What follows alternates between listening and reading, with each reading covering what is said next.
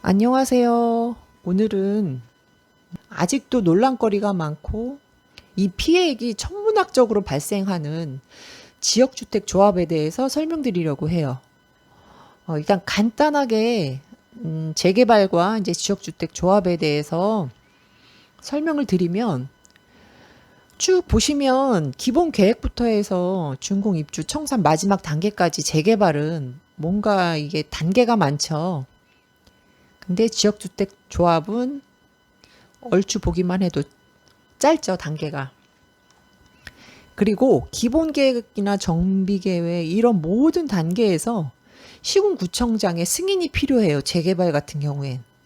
근데 지역주택조합에서 승인을 합니다. 승인을 하긴 하는데 형식적인 거예요.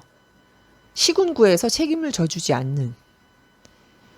그리고 이 지역주택조합을 처음에 조합원 모집을 할 때 어떻게 감원이설로 조합원을 모집을 하느냐 하면 재개발 같은 경우에는 단계가 너무 많아서 이게 비용이 많이 든다고 얘기해요. 조합원 분담금이 많이 든다고.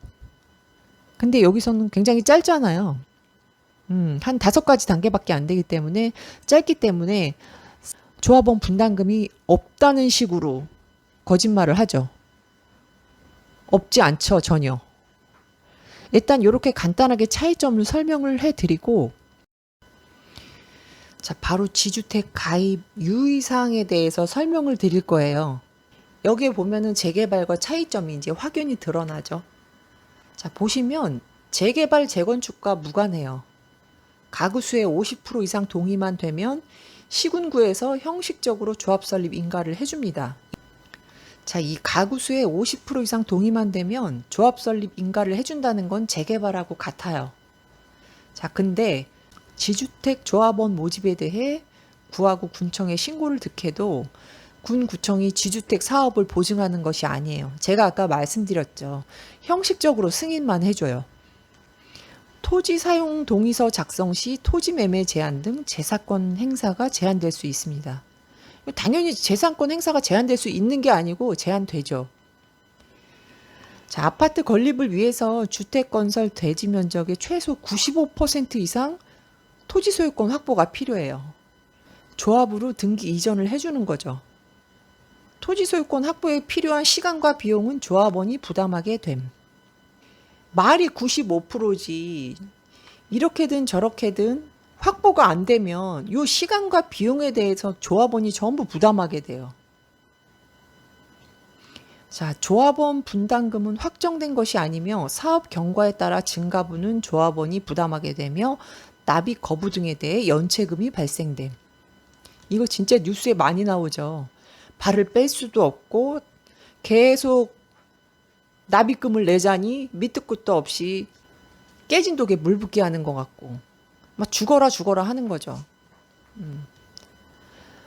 조합원 분담금, 분양금, 추가 분담금 없다고 얘기를 해요. 조합원 모집할 때 실제로 전혀 없다고 얘기를 하고 뭐 조합원 가입비를 받더라고요. 그때부터 계속 이제 돈을 넣으라고 해요. 근데 이제 나중에 뚜껑 열어보면 토지 소유권 하나도 넘겨받은 게 없어요. 실제로 이제 막 200억씩, 600억씩, 몇백억씩 이 돈을 받아서 토지 소유권 확보에 하나도 안 쓰고 심지어 계좌에 돈이 하나도 안 남은 경우. 거의 이렇게 해서 조합원들이 고소하고 막 이러는 경우가 발생하는 거거든요. 자, 조합원 자금 관리를 위해 신탁회사를 지정하더라도 신탁회사가 지역주택조합 사업을 보증하는 것은 아니며 주택법령상 지역주택조합 자금 집행에 대한 규정이 없으므로 자금 집행에 대한 행정기관의 관리 감독이 어려움. 여기서는 신탁회사는 그냥 입출금 관리밖에 안 돼요. 통장에서 돈 빼고 입금하고 빼고 이런 기능밖에 안 돼요. 그래서 사업을 보증하는 게 아니에요. 이걸로도 많이 사람들을 현혹을 시키죠. 아, 이 지주택 같은 경우에는 신탁회사에서 사업을 보증한다. 이렇게 얘기를 하는데 실질적으로 지주택에서 지정한 신탁회사에서는 요 자금 집행에 대해서 전혀 관여하지 않아요. 입출금 관리만 합니다. 말 그대로. 지주택은 조합원 탈퇴가 까다로우며 탈퇴 시 납부금에 대한 환급 지연 및 부분 환급 또는 환급 거부가 발생될 수 있음. 근데 전 이거 돌려받았다고 하는 분 못 봤어요. 거의 환급 거부예요. 왜냐? 돈이 없어요. 남은 게. 몇백억씩 그냥 꿀꺽 하거든요. 또 뭐 토지 소유권 확보에 필요하다고 하면서 추가 입금을 자꾸 유도를 하고 그것도 다 써버리고 또 탕진을 하고. 그러니 무슨 돈이 있겠어요? 환급 거부가 발생될 수밖에 없어요.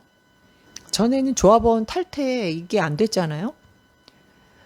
그런데 2020년 12월 11일 법 개정이 하나 된 게 조합 가입 후 한 달 이내에는 가입 처리할 수 있어요. 돈 돌려받을 수 있게끔 돼 있어요. 지주택 관련해서 관련 법령이 20몇 개인가 있는 걸로 제가 알고 있어요. 재개발, 재건축 막 몇 페이지, 몇십 페이지 이렇게 돼 있는데 제가 알고 있기로는 그렇거든요. 시군구청에서 승인을 해준다고 하더라도 형식적인 승인인 거고, 제 사무실 근처에서도 재개발이 될 만한 곳이 이제 한 군데가 있는데, 거기 사시는 주민분 한 분이 이 지주택에 대해서 열성적으로 홍보를 하고 다니시는 거예요. 지역주택조합 설립한다고, 응? 관계도 없는 사람들이 막 현수막 걸고 동네에다가 가입하라고 유도하고 막 이렇게 하는데 이분이 거기에 너무 적극적으로 반응을 하시는 거예요. 동네 부동산에서도 말렸어요. 이거는 여러 가지 문제가 많고 이걸 가입하면 나중에 돈도 못 돌려받을 뿐더러 계속 분담금 요구하고 뭐 토지 소유권 확보에 필요한 비용이 들어간다고 자꾸 내라고 하는데 언제 지어질지도 모르고 문제가 많은 사업이다. 오죽하면 원수한테 이거를 소개를 한다고 하겠느냐 말씀을 드렸는데 오히려 동네 부동산 중개업자한테 막 화를 내고 자기 지역주택 조합 이거 안 되면 책임질 거냐고 되려 그렇게 화를 내신다는 거예요. 그런 분들은 진짜 솔직히 도와드리고 싶지도 않아요.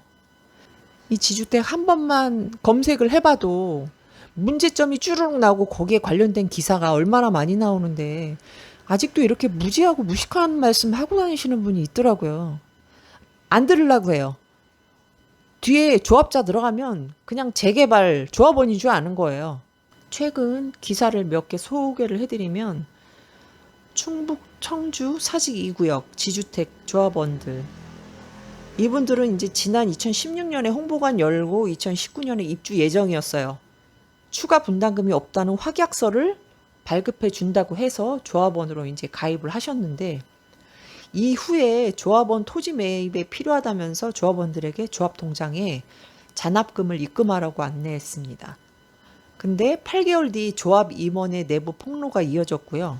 조합원들이 납부한 잔압금이 220억. 이게 전부 인출되고 토지 매입은 전혀 이뤄지지 않았다는 거예요.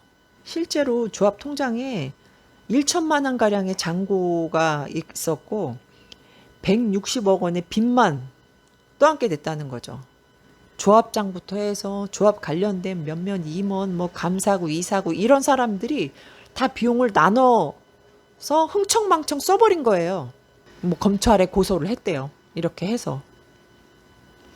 그런데 이 지주택 조합이 기사에서도 보시면 알겠지만 자금 사용 내역이나 이런 걸 조합원들이 정보 공개에 대해서 요청을 하면은 안 보여준대요.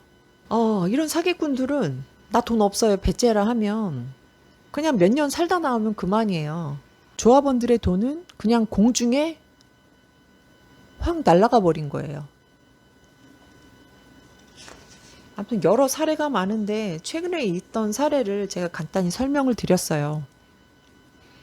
다시 한번 말씀드리지만 지주택은 성공률이 한 3% 정도밖에 안 된다고 알고 있거든요. 97%는 안 되는 것까진 좋은데 몇백억씩 조합원들이 손해를 떠는다고 생각을 해보세요.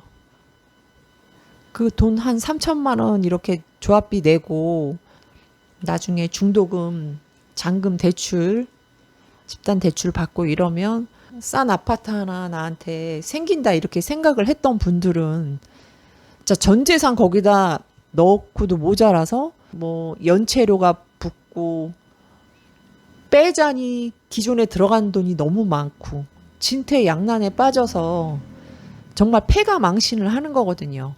지역주택조합 3%의 성공률 보고 하지 마세요. 이거 30년 넘게 계속 조합원들이 피해를 보고 있는 사업의 하나거든요. 아직까지도 여기에 대해서 막 추앙하고 이러신 분들이 있어서 답답한 마음에 정말 주의하시라고 또 한번 내용을 올려봤습니다. 시청해주셔서 감사합니다.